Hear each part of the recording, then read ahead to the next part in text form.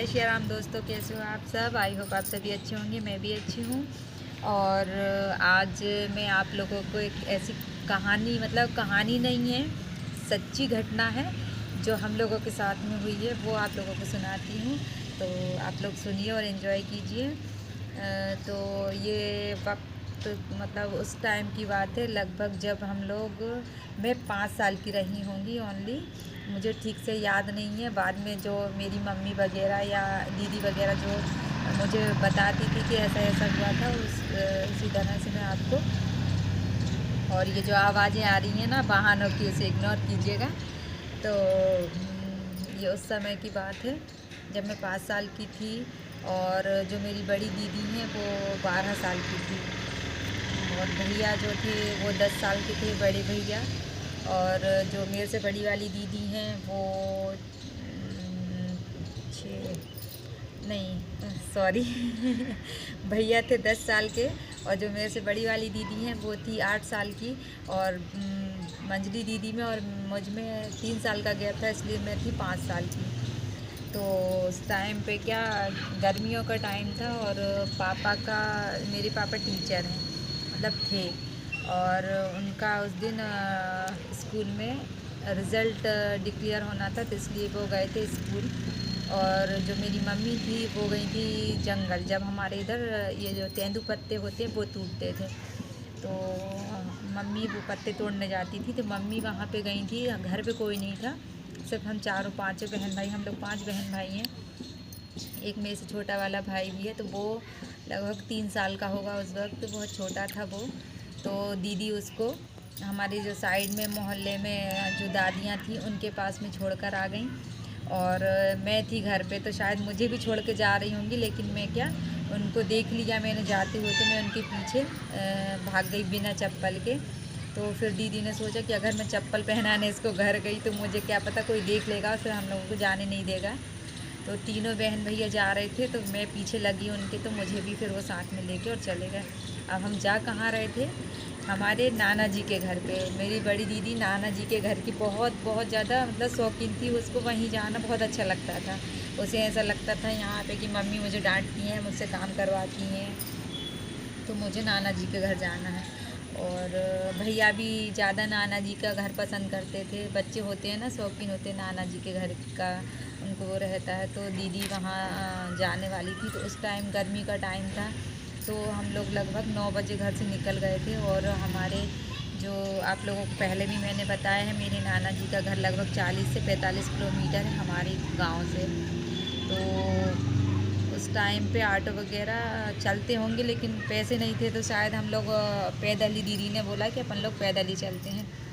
तो हम कुछ पैदल चले, और उस टाइम पे ये डामर रोड जो था, वो डामर मतलब रोड पे जो पिघलने लगा, तो मेरे पैरों पर डामर की परत जमने लगी पैरों पर, और बहुत तेज़ी से पैर जलने लगे। तो फिर क्या, जैसे बारी बारी से कि तू इसको कुछ देर के लिए चप्पल दे दे, तू कुछ चल, ऐसे सब लोगों ने एक्सचेंज कर के हम लोग पहुंच गए। एक गांव पड़ता है बीच में, सिंधी कैंप करके एक गांव है, हम वहां तक पहुंच गए। वहां एक लेडीज़ ने हमको बुलाया, और बीच में, उस बीच में ना दीदी ने या भैया ने, जो भी उन लोगों को जैसा भी समझ में आया होगा, कहीं से ये साड़ी की चिन्नी वगैरह जो मिली होगी उनको, तो उन्होंने जो पलास का पेड़ होता है उसकी पत्तियां तोड़ी, और तोड़ के मेरे पैरों में लगा करके 2-2 पत्तियां, और उन्होंने उससे मेरे पैरों को, मतलब सेफ्टी के लिए कि इसके पैर ना जलें, इसलिए उन्होंने वो पत्तियां मेरे पैरों में बांध दी। लेकिन तब तक मेरे पैरों में बहुत ज़्यादा डामर की परत जम चुकी थी। और उस टाइम पे ना मेरे गले में चांदी का एक कड़े की तरह एक गले में पहनने वाली चीज़ होती थी, इसको उस टाइम पे खंगवारी बोलते थे। अब पता नहीं, अब तो शायद ये आदिवासी लोग पहनते हैं। तो वो मेरे गले में पहनी हुई थी, लगभग उसका वज़न था उस टाइम पे 250 ग्राम, तो वो मेरे गले में थी। तो फिर हम लोग वहाँ पे, वो लेडीज़ हम लोगों को बुलाया उन्होंने कि तुम लोग कहाँ जा रहे हो। तो दीदी, हम लोग जा रहे थे, लेकिन मेरी दीदी क्या पहले से थोड़ी दबंग रही हैं और समझदार भी रही हैं शायद, तो उन्होंने बोले हम लोग नाना जी आ रहे हैं, उन्होंने इस टाइप से बात की दीदी ने, मेरे नाना जी आ रहे हैं। और हम लोग नाना जी के पास जा रहे हैं, मतलब वो मिलेंगे, वहीं हम गाड़ी में बैठ जाएंगे। तो उन्होंने कहा ठीक है, इसके पैरों में बहुत ज़्यादा डामर हो गया है, तो तुम लोग प्यास व्यास लग रही, पानी का कोई हमारे पास में स्रोत नहीं था, ना ही तो हम कुछ बाटल वगैरह कुछ नहीं लेके गए थे। तो हमने वहाँ पे पानी पिया, फिर इसके बाद हम लोग फिर चल दिए।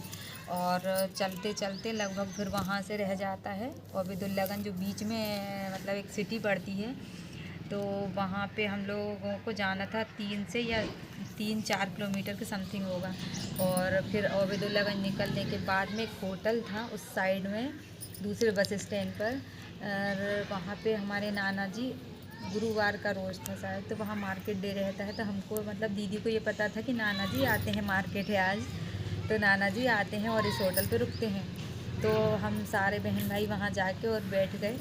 उस टाइम पे नाना जी नहीं आ पाए थे, थोड़ा लेट हो गए थे नाना जी आने में। फिर जैसे ही नाना जी आए, हम चारों को वहाँ देखा तो वो एकदम से शॉक्ड हो गए कि बच्चे यहाँ पे कैसे। तो फिर दीदी से पूछा कैसे आए हो बेटा, कैसे मतलब किसके साथ आए हो? दीदी ने बोला हम चारों बहन भाई आए हैं और पैदल आए हैं। तो नाना जी को मतलब एकदम से शॉक्ड लगा कि ये क्या है, बच्चे मतलब कैसे। तो नाना जी ने हम लोगों को देखा और एकदम से शॉक्ड हो गए, और उनको एकदम ये लगा कि यार बच्चे मतलब पैदल और अकेले कैसे आए हैं। तो घर वाले भी चिंता कर रहे होंगे वहाँ पे, तो उन्होंने ना उस टाइम नाना जी के पास में बैलगाड़ी थी ना, तो उसमें हम लोगों को बिठाया, और उनको ये भी समझ में आ रहा है कि बच्चे भूखे हैं, तो हम लोगों को जलेबी और कलाकंद चलता था पहले उस टाइम पे, तो जलेबी कलाकंद जो भी हम लोगों को दिया उन्होंने, और वो सारा हम लोगों को खिलाया, पानी पिलाया। और फिर उसके बाद में बैलगाड़ी में बिठाकर नाना जी तुरंत हम लोगों को यहीं पे लेकर आए। और तब तक यहाँ गांव में मम्मी का रो रो के बहुत बुरा हाल था, क्योंकि मम्मी जंगल से आ चुकी थी, और यहाँ पे देखा कि मेरे चारों बच्चों गायब है, मतलब चारों ही नहीं थे हम लोग, चारों बच्चे, छोटा वाला भाई था बस। तो मम्मी यहाँ रो रो के बुरा हाल, और पापा भी आ चुके थे। तो फिर सारे गांव में मतलब ढूंढ रहे थे कि बच्चे, किसी ने बच्चे देखें, किसी ने बच्चे देखें।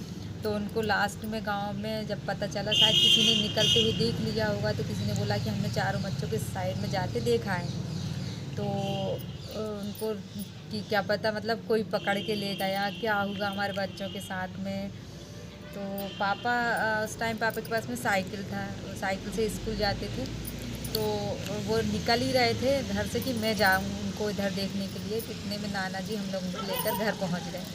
और फिर पर नाना जी ने सबसे पहले घर आने के बाद में बोला कि पहले तो बच्चों को कोई डांटेगा नहीं, क्योंकि अगर डांटोगे, डांट की ही वजह बदौलत थी कि बच्चे घर से चले गए थे, है ना। अगर उनको ऐसा लगा कि मेरे को नाना जी के यहाँ पे ज़्यादा केयर मिलती है, तो हम लोग नाना जी के पास जाते हैं।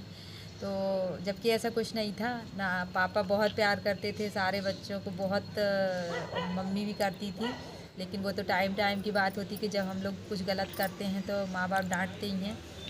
तो फिर हम लोगों को मिट्टी का तेल जो आता था ना, उससे मेरे पैरों को डाल डाल के और वो डामर निकाल लगाया, दीदी वगैरह भैया सबके पैरों का निकाल लगाया। मेरे पैरों में ना बड़े बड़े छाले आ गए थे। तो उस टाइम पे सब लोगों ने लाड़ भी किया कि ये सबसे छोटी थी और इसको क्यों लेकर के गए थे। तो फिर तब दीदी ने बताया कि हम लोग इसको लेके नहीं जा रहे थे, तो ज़बरदस्ती हम लोग साथ में लग गई थी, तो हम ले गए। तो कभी कभी बच्चे ऐसी गलतियाँ कर बैठते हैं, तो वो चीज़ें कभी सोचते हैं ना, तो ऐसा लगता है कि अरे यार क्या था, बच्चे हम लोग कैसे पागल थे कि हाथ में एक पैसा नहीं था और हम मतलब निकल लिए घर से बाहर। तो प्लीज़ मैं आप सभी लोगों से हाथ जोड़ के विनती करती हूँ कि जो बच्चे हैं उनको मतलब डांटे नहीं, केयर करें उनकी। और बच्चों से भी ये अनुरोध है कि वो अपने मम्मी पापा को मतलब बताए बगैर घर से नहीं जाएं, क्योंकि माँ बाप जितनी केयर करते हैं उतने शायद दुनिया में कोई नहीं कर सकता है।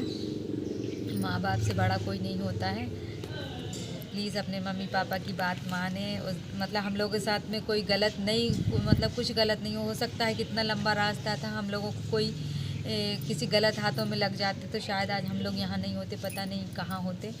पर हमारी किस्मत अच्छी थी कि उस दिन मतलब नाना जी भी मिल गए और हम लोग पहुँच गए वहाँ पर, नहीं तो बहुत लंबा। और उस टाइम ना बच्चों की चोरियाँ बहुत होती थी, किडनैपिंग चलती थी, बच्चों को दिन दहाड़े उठा के ले जाया करते थे। तो ये हमारे हमारी अच्छी किस्मत कहिए या हमारे माँ बाप की किस्मत कहिए कि हम लोग आज यहाँ पे हैं। और आज आपको मैं यहाँ पे ये कहानी सुना रही हूँ, नहीं तो पता नहीं आज मैं कहाँ होती। तो बताइएगा, कमेंट कीजिएगा आपको मेरी ये कहानी कैसी लगी, मतलब सच्ची घटना आपको कैसी लगी। प्लीज़ जिस तक भी मेरी ये कहानी पहुँचे वो कमेंट करके ज़रूर बताना कि आपको हमारी ये कैसा लगा, मतलब भूल में किया हुआ काम कैसा लगा, बताइएगा ज़रूर। जय सिया राम। और प्लीज़ मेरे चैनल को सब्सक्राइब ज़रूर कर लीजिएगा, कमेंट करिएगा, लाइक करिएगा, शेयर करिएगा। Thank you.